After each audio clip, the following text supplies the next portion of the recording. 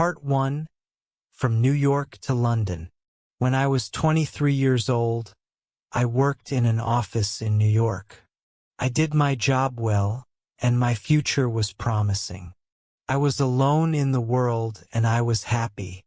On Saturday afternoons, I didn't work. I sailed my little sailboat on New York Bay. One Saturday afternoon, I sailed out too far. The strong afternoon wind pushed my sailboat out of the bay into the Pacific Ocean. That night, when I had lost all hope, a small British brig saw me and took me on board. The brig was sailing to London. The voyage was long and stormy. I worked as a sailor to pay for my trip. When I arrived in London, my clothes were old and dirty. I had only $1 in my pocket. With this dollar, I ate and slept for the first 24 hours. During the next 24 hours, I didn't eat and didn't sleep. At about 10 o'clock the following morning, I went to Portland Place. I saw a child walking past holding a big pear. The child ate one small piece and then threw the pear onto the street. I stopped and looked at it. I was very hungry and I really wanted that pear. But every time I tried to get it, someone passed by and looked at me. I quickly turned in the other direction and waited for the person to pass by. I tried again and again to get that pear, but the same thing happened. I was desperate. I decided to get the pear and not to worry about the people who saw me. At that moment, a gentleman opened a window behind me and said, "Come in here, please." A well-dressed servant opened the door. He took me to a beautiful room. Here, two old gentlemen were sitting and discussing something important. Their breakfast was on the table. I was very hungry, and I stared at their breakfast. I want to tell the reader that the two gentlemen had made a bet several days before. I knew nothing about the bet until later. Let me tell you what happened. Part 2. An unusual bet. The two old gentlemen were brothers. For several days they argued about a very strange subject. They decided to end their argument with a bet, as the English usually do. The following was the subject of the bet. The Bank of England issued 2 banknotes of £1 million each for a public transaction with a foreign country. England used one banknote, and the other remained in the bank. At this point, Brother A said to Brother B, "If an honest and intelligent stranger arrives in London without a friend and without money except for the £1 million banknote, he will starve to death." Brother B answered, "No, I don't agree." Brother A said, "If he goes to the bank or anywhere else to change this big note, the police will put him in prison. Everyone will think he stole it." They continued arguing for days until Brother B said, "I'll bet £20,000 that the stranger will live for 30 days with the banknote and not go to prison." Brother A accepted the bet. He went to the bank and bought the £1 million banknote. After he returned home, he prepared a letter. Then the two brothers sat by the window and waited for the right man for the bet. They saw a lot of honest faces go by, but they were not intelligent enough. Several faces were intelligent, but they were not honest. A lot of faces were honest and intelligent, but they were not poor enough. Other faces were honest, intelligent, and poor, but they were not strangers. When they saw me from the window, they thought I was the right man. They asked me questions, and soon they knew my story. Finally, they told me I was the right man for the bet. I asked them to explain the bet. One of the gentlemen gave me an envelope. I wanted to open it, but he said, "No, don't open it now. Wait until you are in your hotel room, then read it very carefully." I was confused, and I wanted to discuss the subject with them, but they didn't. I felt hurt because I was the subject of a joke. When I left their house, I looked for the pair on the street. It was gone. I was quite angry with those two gentlemen. Far from their house, I opened the envelope. I saw that there was money inside. I didn't stop to read their letter. I ran to the nearest eating place. I ate and ate and ate. At last, I took out the envelope with the money to pay for my meal. I looked at the banknote and almost fainted. It was a banknote worth $5 million. I was speechless. I stared at the banknote. The two gentlemen had made a big mistake. They probably wanted to give me a 1-pound banknote. I saw the owner of the eating place staring at the banknote too. We were both surprised. I did not know what to do or say, so I simply gave him the note and said, "Give me the change, please." The owner apologized 1,000 times. "I'm very sorry, but I can't change this banknote, sir. I don't have any other money. Please change this note." The owner then said, "You can pay for this food whenever you want, sir. I understand that you are a very rich gentleman. You like playing jokes on people by dressing like a poor man. You can come here and eat all you want whenever you want. You can pay me when you want." Part 3. The letter. When I left the eating place, I hurried to the house of the two gentlemen. I wanted to correct the mistake they had made. I was very nervous when I arrived. The same servant opened the door. I asked for the two gentlemen. "They are gone," the servant said. "Gone? Gone where?" "Oh, on a journey." "But where did they go?" "To the continent, I think." "The continent?" "Yes, sir." "When will they return?" "In a month." "A month? Oh, this is awful. How can I talk to them? It's extremely important." "I can't help you. I don't know where they are, sir." "Then I must see a member of the family." "All the family are away. They're in Egypt and India, I think."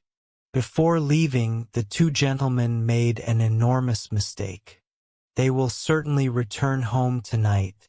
Tell them that I came here to correct the mistake." "I will return tomorrow." "I'll tell them if I see them, but I won't see them, sir." "You must not worry because everything is all right. They will be here on time and they will see you then. Goodbye." I was confused. My head was in a fog. I did not understand what the servant told me. I remembered the letter. This is what it said. "You are an intelligent and honest man. You are also poor and a stranger.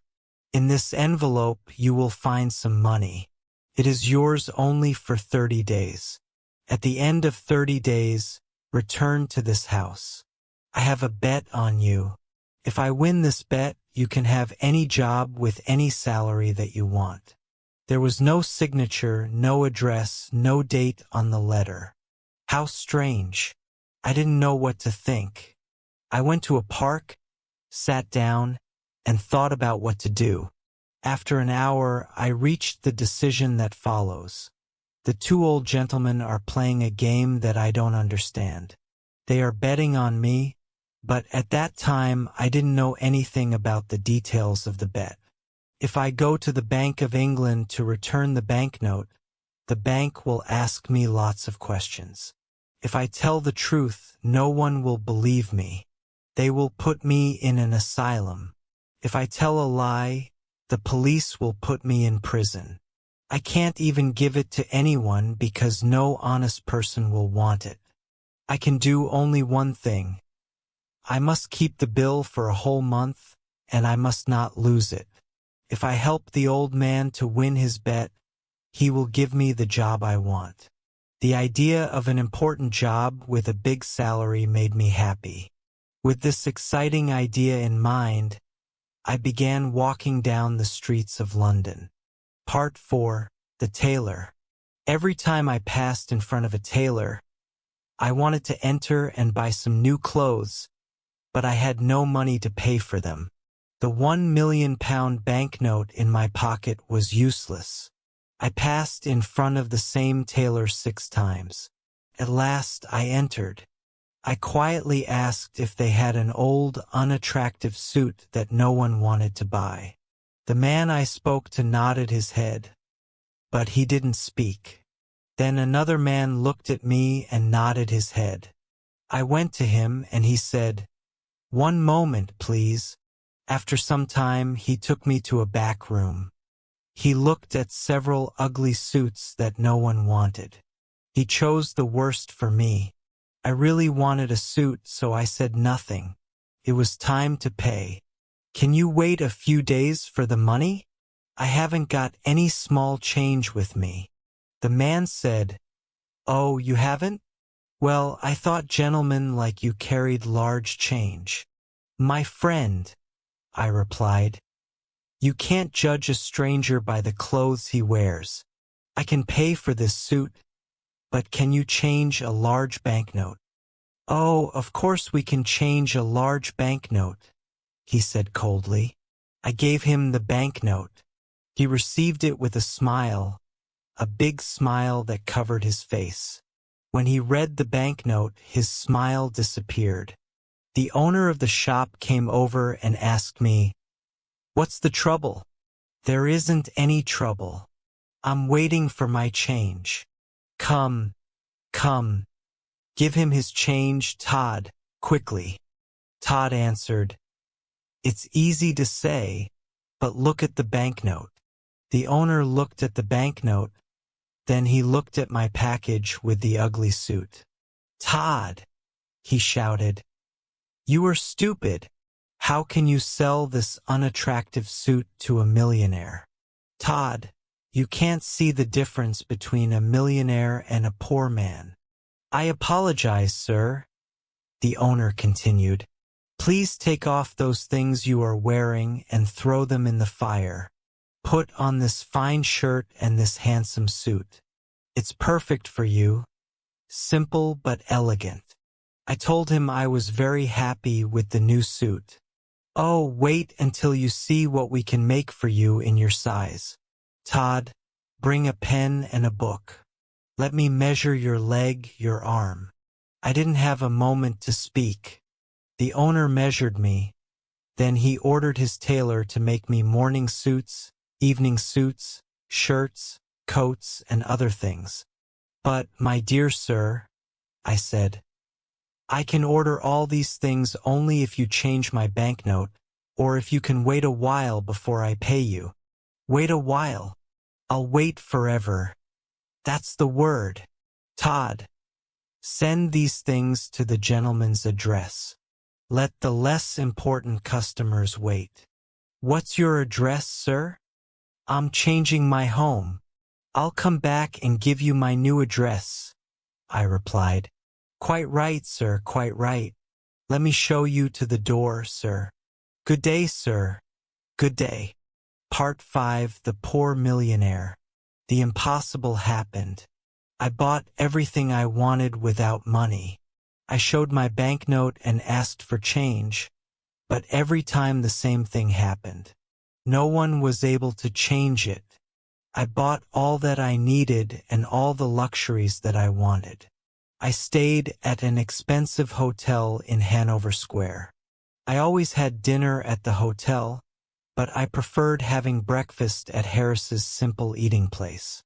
Harris's was the first place where I had a good meal with my £1 million note. That's where it all started. The news about me and my banknote was all over London. Harris's eating place became famous because I had breakfast there. Harris was happy with all his new customers. I lived like a rich, important man. I had money to spend. I lived in a dream, but often I said to myself, "Remember, this dream will end. When the 2 men return to London, everything will change." My story was in the newspapers. Everyone talked about the strange millionaire with the £1,000,000 note in his pocket. Punch magazine drew a funny picture of me on the front page. People talked about everything I did and about everything I said. They followed me in the streets. I kept my old clothes and sometimes I wore them. It was fun when the shop owners thought I was poor. Then I showed them the banknote, and oh, how their faces changed. After 10 days in London, I went to visit the American ambassador. He was very happy to meet me. He invited me to a dinner party that evening. He told me that he knew my father from Yale University. He invited me to visit his home whenever I wanted. I was glad to have a new, important friend. I thought to myself, I'll need an important friend when the story of the £1,000,000 note and bet comes out.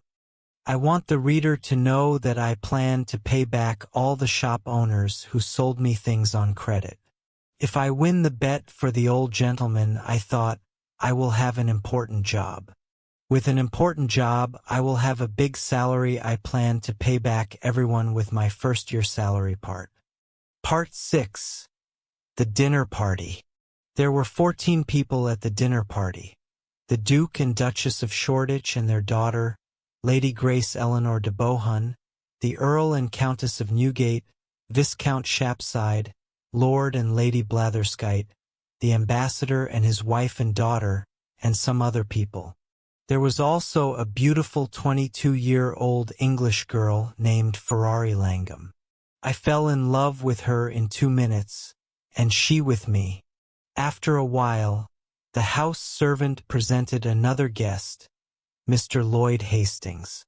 When Mr. Hastings saw me, he said, "I think I know you." "Yes, you probably do." "Are you the?" "Yes. I'm the strange millionaire with the £1,000,000 note in his pocket." Well, this is a surprise. I never thought you were the same Henry Adams from New York.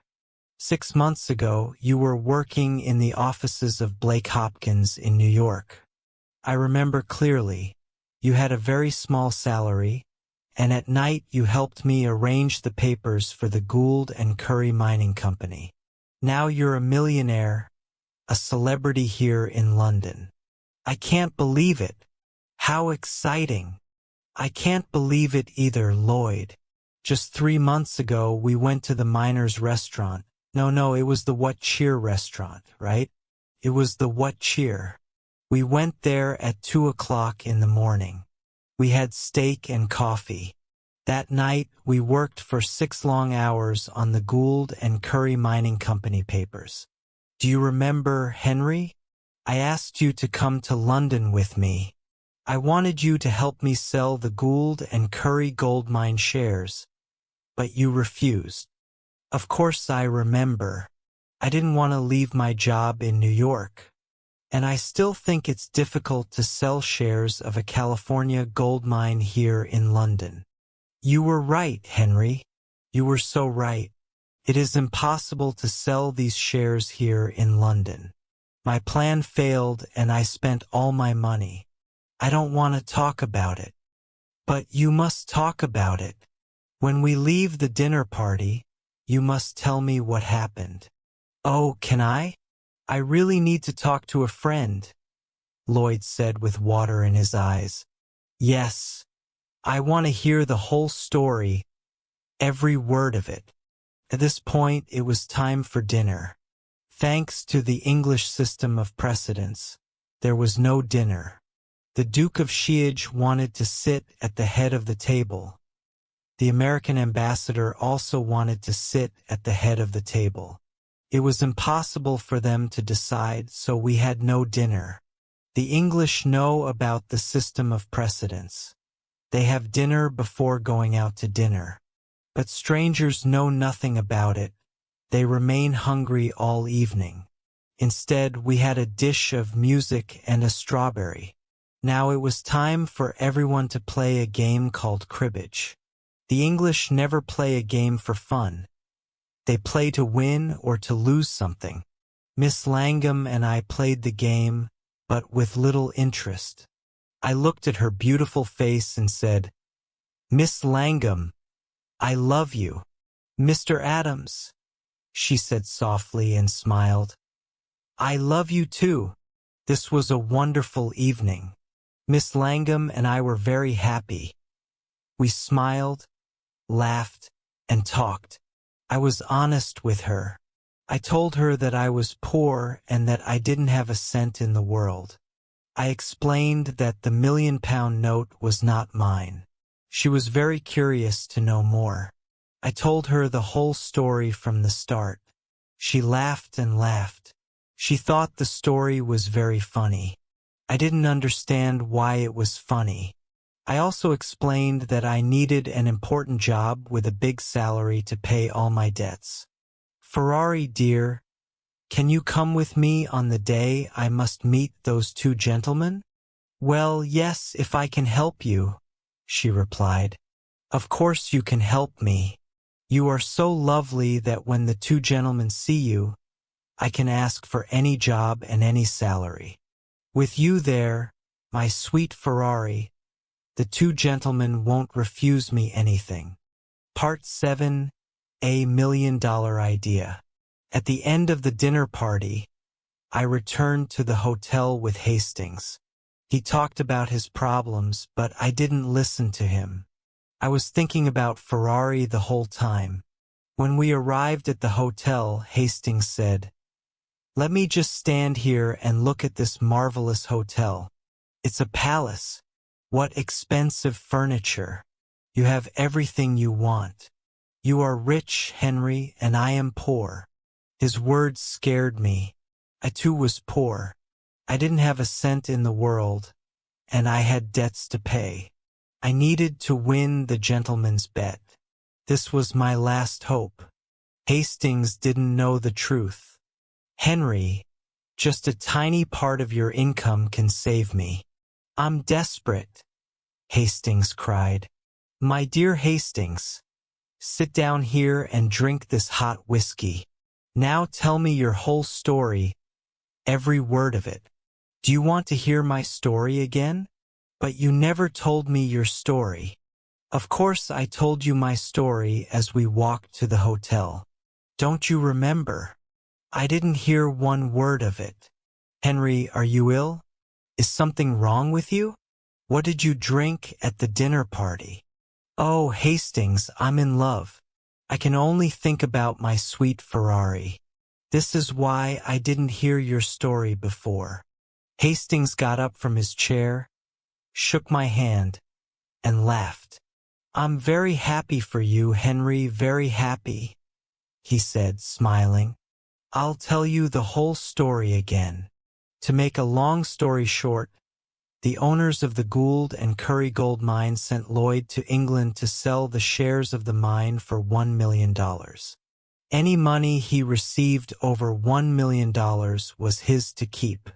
Hastings' dream was to sell the shares for more than $1,000,000 and become rich.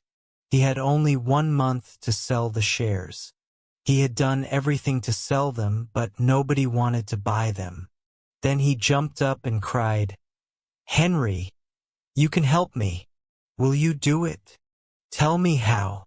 Give me $1,000,000 and I'll sell you all the shares.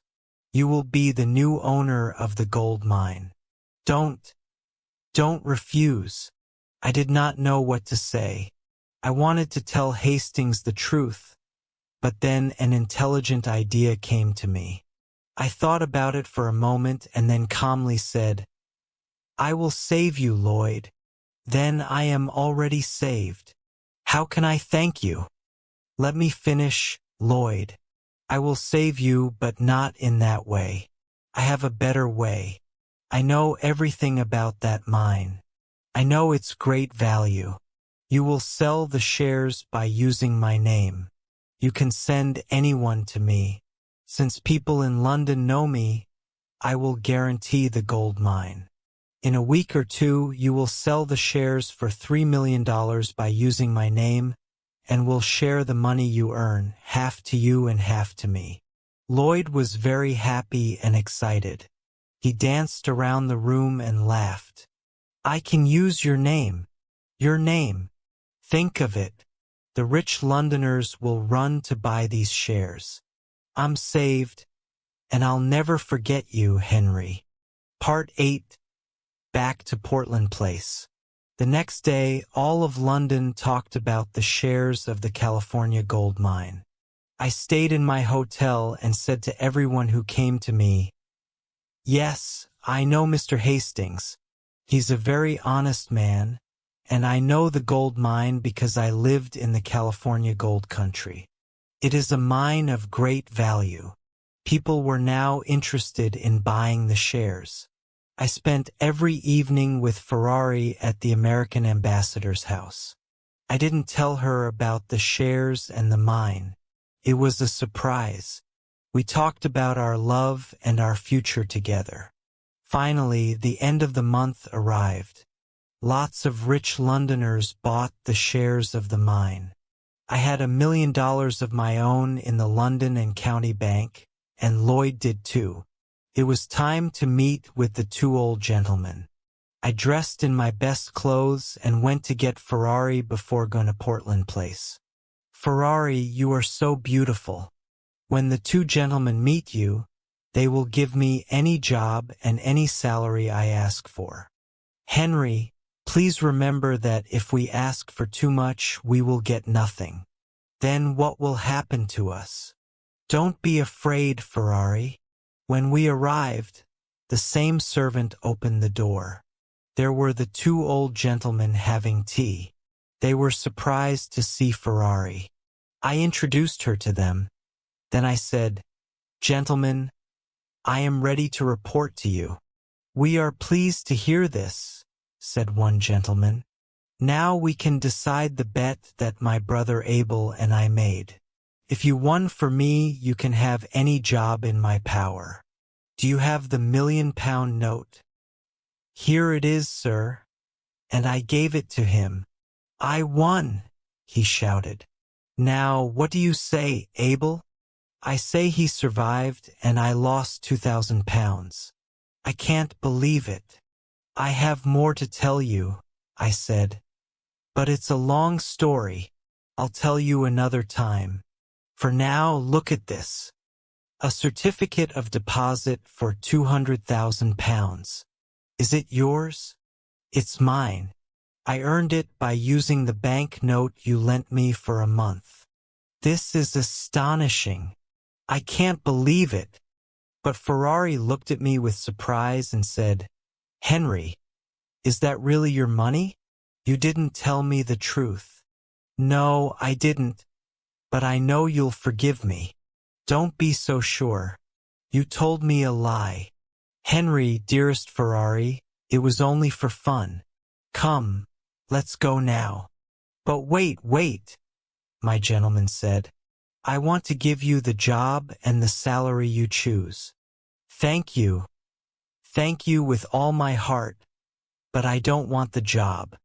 "Henry, you didn't thank the good gentleman in the right way. Can I do it for you?" Ferrari said. "Of course you can, my dear." Ferrari walked to my gentleman, sat on his lap, and kissed him on the mouth. Then the two old gentlemen shouted and laughed. I was amazed. What was happening? "Papa," said Ferrari, "Henry doesn't want your job." "I feel very hurt, darling." "Is that your father?" "Father?" I asked. "Yes, he's my stepfather, a dear man." "Now do you understand why I laughed when you told me your story?" "My dearest sir," I said, "I want to take back what I said. There is a job that I want." "Tell me." "I want the job of son-in-law." Well, but you were never a son-in-law before. Do you know how to do this job? Try me, please. Try me for 30 or 40 years, and if— Oh, all right, take her. Were Ferrari and I happy? There aren't enough words in the dictionary to describe our happiness. When the Londoners heard the whole story of my adventures with the banknote, they talked of nothing else. Ferrari's father took the banknote back to the Bank of England and cashed it. Then he gave us the cancelled banknote as a wedding present. We put it in a picture frame and hung it on the wall in our new home. And so, I always say, yes, it's £1 million banknote, but it only bought one thing in its life. The most valuable thing in the world, Ferrari.